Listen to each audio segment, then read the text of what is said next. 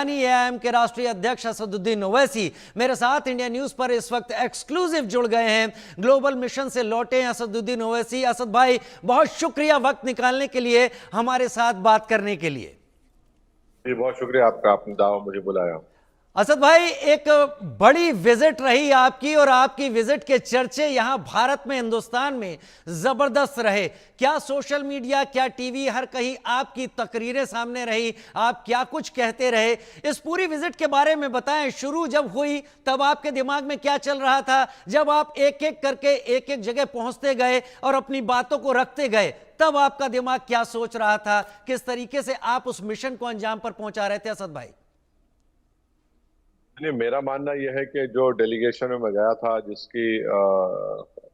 जिसके हेड जय पांडा साहब थे, हम लोग कलेक्टिवली अपनी अपनी बात को रख रहे थे और सब लोग मिलकर ये कोशिश कर रहे थे कि भारत का जो व्यू पॉइंट है, भारत के जो कंसर्न्स हैं, भारत को जो सिक्योरिटी थ्रेट्स हैं टेररिज्म रिलेटेड पाकिस्तान से, उसको हम लोग रखें। तो हम तमाम ने कलेक्टिवली पूरे डेलीगेशन में, जिसमें गुलाम नबी आज़ाद साहब भी थे, अफसोस के साथ बेचारे वो बीमार पड़ गए कुवैत में, मगर श्रृंगला साहब फॉरेन सेक्रेटरी थे। तो ये सब लोगों ने, सब मेंबर्स ने अपनी अपनी कोशिशें, काविशें की ताकि हम अच्छी तरीके से जिस कंट्री में, जिस देश में हम जा रहे हैं, जिस मुल्क में जा रहे हैं, उनके जिम्मेदारों से जब हमारी मुलाकात होगी तो हम उनके सवाल का जवाब भी दें, अपना व्यू पॉइंट भी कन्विंसिंग तरीके से रखें, और उनके अगर कोई कंसर्न्स हैं, कोई क्वेश्चंस हैं, तो हम उसको अच्छी तरीके से, क्लैरिटी के क्लियर तरीके से उनको जवाब भी दे सकें। तो मैं समझता हूं कि हमने बहुत अच्छी तरीके से इन तमाम बातों को रखा,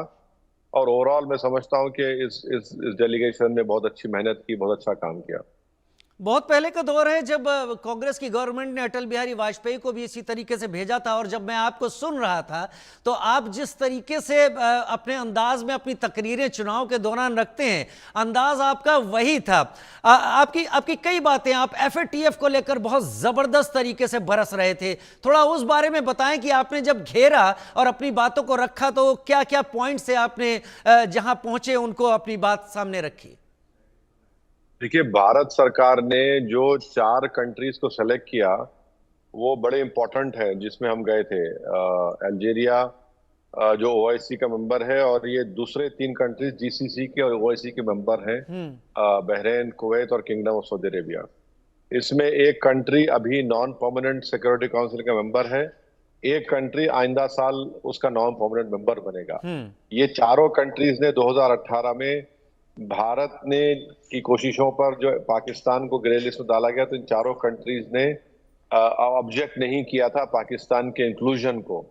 और ये भी बात आपको जानना चाहिए कि सऊदी अरेबिया में करीब 27 लाख भारत के लोग मेहनत करके, कमाकर, और जो भारत को जो फॉरेन एक्सचेंज आता है उसका 6% किंगडम ऑफ सऊदी अरेबिया से आता है।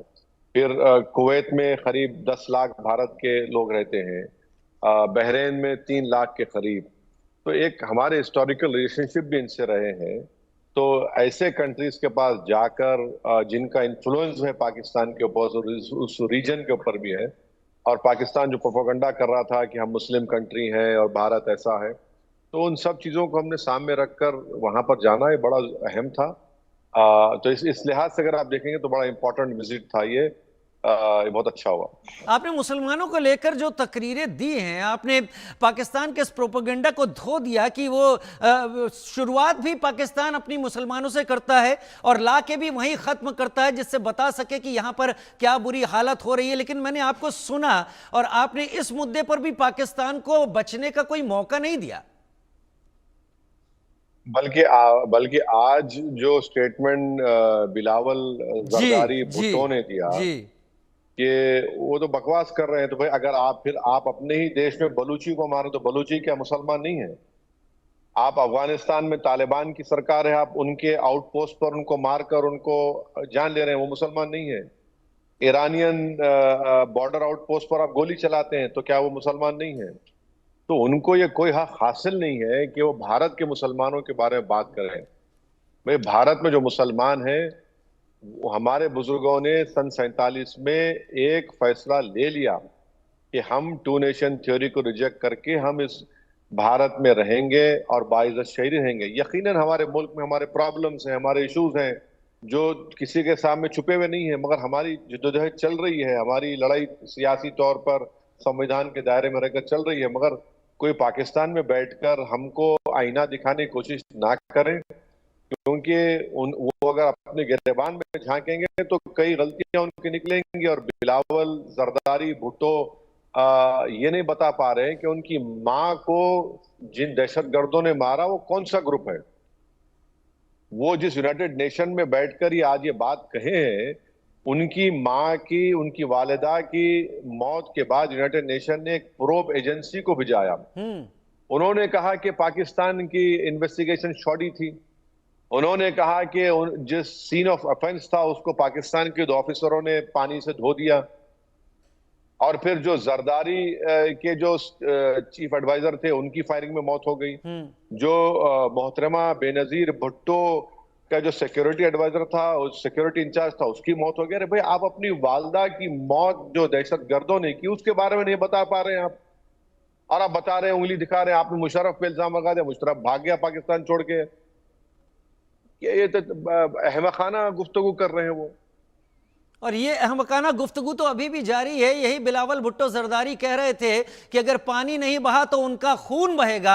आज वही जाकर यूएन में कह रहे हैं कि हमें बातचीत की पेशकश है, हम बातचीत के लिए आगे बढ़ने की बात कर रहे हैं। आप इसी मुद्दे को सबको एड्रेस कर रहे थे। क्या पाकिस्तान वाकई बातचीत करना चाहता है? इतने दिनों आप जो इतने कंट्रीज में रहे, हमारे जो डेलिब्रेशंस इन ममालिक में हुए, हमारे इंटरलॉक्यूटर से जब हम उन्होंने हमसे पूछा कि बातचीत आप क्यों नहीं करते, हमने उनको समझाया कि 26/11 का जब हादसा हुआ था, जिसमें पाकिस्तान से आतंकवादी आकर मुंबई की सड़कों पर, वीटी स्टेशन पर, 5 स्टार होटल में खून की होली खेल रहे थे, उसके बाद हमने पाकिस्तान को, हमारे इंडियन इन्वेस्टिगेटर्स जाकर पाकिस्तान के इन्वेस्टिगेटर्स को डीएनए सैंपल्स दिए, वो ऑडियो रिकॉर्डिंग्स पेश किए जो पाकिस्तान के हैंडलर्स पाकिस्तान में बैठकर इन आतंकवादियों से कह रहे थे कि अपनी जान दे दो और गोली मारो और लोगों की जानें लो। मगर वो कुछ हुआ ही नहीं ना, उसका हासिल कुछ नहीं हुआ। और वहां पर एक जकीउर रहमान लखवी टेररिस्ट जो इस 26/11 में पकड़े गए थे, वो तो जेल में रहकर बच्चा पैदा किए। फिर पठानकोट हुआ, हमने नरेंद्र मोदी सरकार के फैसले पर तनकीद की, क्रिटिसाइज किया, कैसे आपने आईएसआई को पठानकोट के एयरबेस से बुलाया। उसके बाद भी कुछ नहीं हुआ। मगर पाकिस्तान को जब ग्रे लिस्ट में डाला गया, तभी तो पाकिस्तान ने कहा कि हाँ, 26/11 का मास्टरमाइंड जो साजिद मीर, जिसको पाकिस्तान कह रही थी मर गया, वो जिंदा निकला। वो जिंदा निकला, एग्जैक्टली। हाँ, तो फिर इसीलिए हम उनको इम्प्रेस किए, उनको समझाए, उनसे रिक्वेस्ट किए कि आप इस बात को देखिए कि अगर आप आतंकवाद के हमने बताया रियाद में कि रियाद में 2003 मई में अलकायदा ने रियाद पर हमला किया, वहां पर 40 लोगों की, करीब 40 लोगों की मौत हुई। चंद साल पहले हूतियों ने आरएमको, जो बहुत बड़ा ऑयल का सऊदी अरेबिया किंगडम का बहुत बड़ा ऑफिस है, वहां पर मिसाइल उन्होंने दाग दिया। अल्जेरिया हम गए, अल्जेरिया में ब्लैक डिकेड कहते हैं, 95 से लेकर मिड 2005 तक 50,000 लोगों की हत्या हुई वहां पर अल्जेरिया में, जिसको आतंकवाद ऑर्गेनाइजेशन ने किया। आज भी साउथ अल्जेर में उनको एक वहां पर एक मुश्किल पेश आती है। तो हमने उनको बताया कि देखिए, आप भी विक्टिम है थे, हम भी विक्टिम है, और पाकिस्तान एग्रेसर है। और हमने उनको इम्प्रेस किया, बताया कि जो एलईटी की आइडियोलॉजी है, जो जेईएम की आइडियोलॉजी है, अलकायदा की आइडियोलॉजी है, दाइश की आइडियोलॉजी, वो एक ही है, कोई फर्क नहीं है।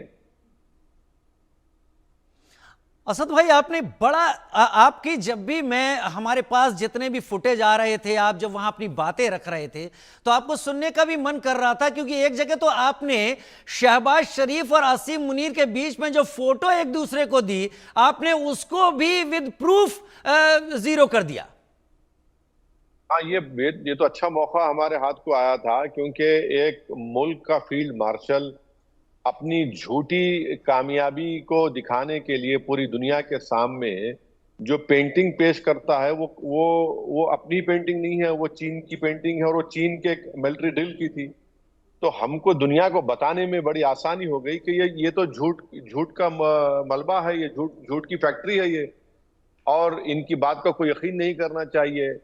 माने एक तस्वीर तक सही तौर से नहीं दे सकते। तो इसीलिए हमने कहा कि आपको यकीन करना है तो भारत सरकार के जो स्पोक्स पर्सन है उनकी बात को सुनिए।